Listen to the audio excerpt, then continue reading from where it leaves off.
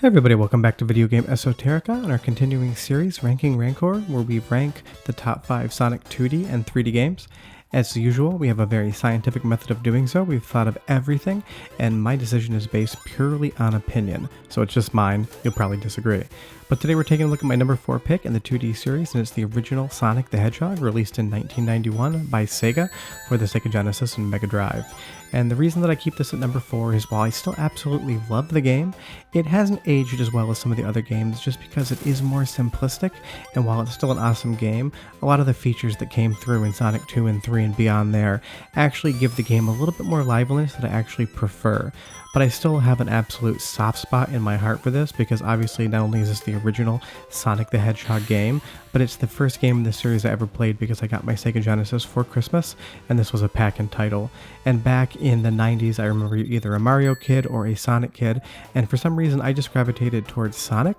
Although I absolutely love all the Mario games, I definitely collect them, enjoy them. If you ask my wife, Mario is definitely better than Sonic, and we definitely have joking arguments about that.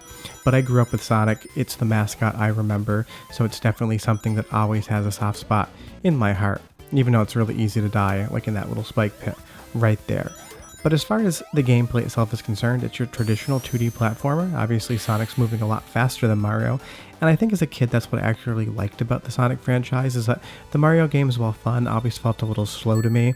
Maybe I got hung up in that Sega blast processing marketing that I thought the Genesis was so much faster, when in reality the Super Nintendo could definitely move a game this quick as well, and Mario's just always been a slower series. But I will say that this boss fight music, I remember it and I can hum it in my memory because when I was a kid, this is the second piece of Sonic music I ever heard, and it definitely stuck with me. And I think that's why I still really do love this game and put it at number 4, is that for me it's an absolute nostalgia trip. I was 7 years old when this came out. I remember getting the Genesis for Christmas and I just absolutely loved it and played it, all day long, I'm sure, probably for weeks. It's probably beat it 20, 30 times as a kid because honestly, it's not that long of a game to beat. It's not like something like, Super Mario World, which obviously came out later, that had a little bit more depth to it. This game, if you're good at it, you can probably beat it in an hour. But I do appreciate that because it does have some decent replayability. There's different paths in the stage, so you can definitely play the game in different ways, but it's not so deep that you're going to see any, secret exits from levels or stuff like that. But as far as the Marble Zone here, all of the music in this game I think actually is some of the best in the 2D series.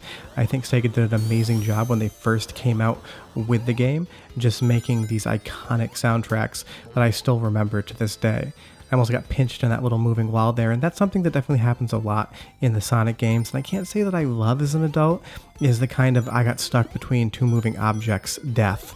Sometimes it feels really fair. I mean, obviously if you're underneath that pillar there, you're going to get crushed and you're going to die, but sometimes you're just like 2 pixels wide into an area and Sonic's hitbox is just going to kill you. So I would say that that's something I don't love about this franchise, but it's just kind of part and parcel with playing Sonic games. But what I do really like about this is Sonic slows down and has some platforming, and it feels to me the best in the original Sonic compared to any of the other 2D games on the Genesis. When you slow down, the game doesn't feel boring, it doesn't feel muddy like some of the other 2D entries do to me.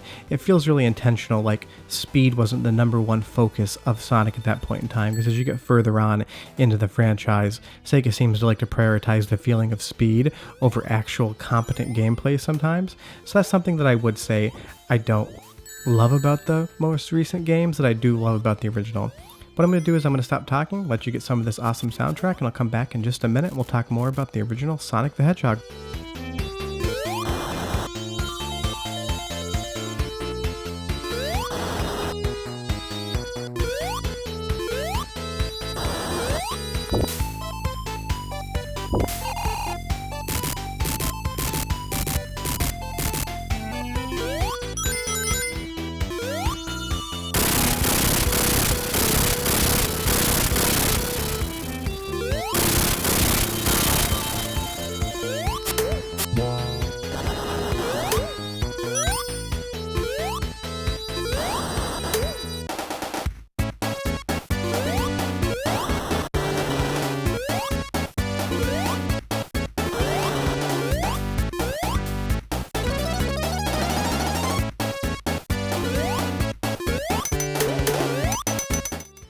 And now that we're almost through with this stage, I want to say that I also just do love this game because as far as the franchise is concerned, this is where we originally saw Sonic the Hedgehog. Granted, he was a little rearview mirror decoration in a Sega arcade game, but this was the first time we actually saw him in gameplay, and it was really Sega's statement that they could do mascot gaming and 2D platform gaming as well as Nintendo. And you can definitely argue all day long of whether or not Mario is the better series or Sonic's the better series. Everyone has their preferences, and I love both for completely different reasons, and I don't think that the argument should be what's better. It should be more of a what's better about each series, because each one has definite different things.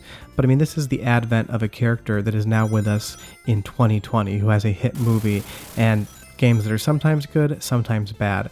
And that's unfortunately the real issue with Sonic, is that, you know, going back to Sonic 1, it is such a fun game, it's so original, and now the series is sitting in a place where sometimes the games are great, like Sonic Mania, sometimes the games are absolute garbage, like Sonic Boom or the Sonic Forces game that just came out.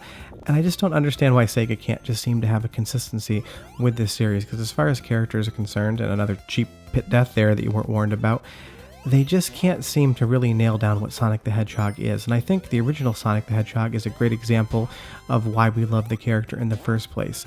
He moves fast, but when he slows down, the platforming still works. Where compared to today, when they slow Sonic down in the 3D games or even in 2D sections of 3D games, they kind of don't really understand what he originally was, and they have trouble with understanding how to make it work in a modern era. And that's the disappointing thing, because as far as Mario vs. Sonic is concerned, Mario and Nintendo, all the games are definitely great. You may have some favorites, you may think some are better than others, but at the face of it all, that series, being Mario, is always innovating and always doing new and fresh things, and Odyssey that just came out was an absolutely outstanding game. But you know, Sonic is still awesome in his own right, and if you grew up with him, you definitely probably forgive some of the little things that Sega doesn't do great with the series now, and that's something that, you know, a fan of every franchise is going to have to do. It's sort of, you look past what might not work and you hope for the best the next time a game comes around, and that's kind of where we are with the Sonic franchise. But Sega deserves a ton of credit for knocking it out of the park on their first entry in the series, because so many of the things that we identify with when we think of Sonic the Hedgehog were included in the original game. Obviously, Sonic, you have Dr. Robotnik, or Eggman as they call him now, Chaos Emeralds. Everything that makes up what you think of a Sonic game in the Sonic universe was pretty much founded in the original game. Now granted, we get more characters as the franchise goes on and things change, but a lot of the foundational elements were just basically created for the original game, so that Sega, for their first entry in the series, was able to kind of lay that foundation and figure out what Sonic was, what the universe meant, and how everything worked in it. And hopefully we keep getting more Sonic games, because, I mean, with the movie being a hit, it's definitely still a franchise and a character that has a lot of cachet in the public mind, and it's definitely something that I want to see more of. But as far as the original Sonic the Hedgehog is concerned, it's definitely a nostalgia trip for me.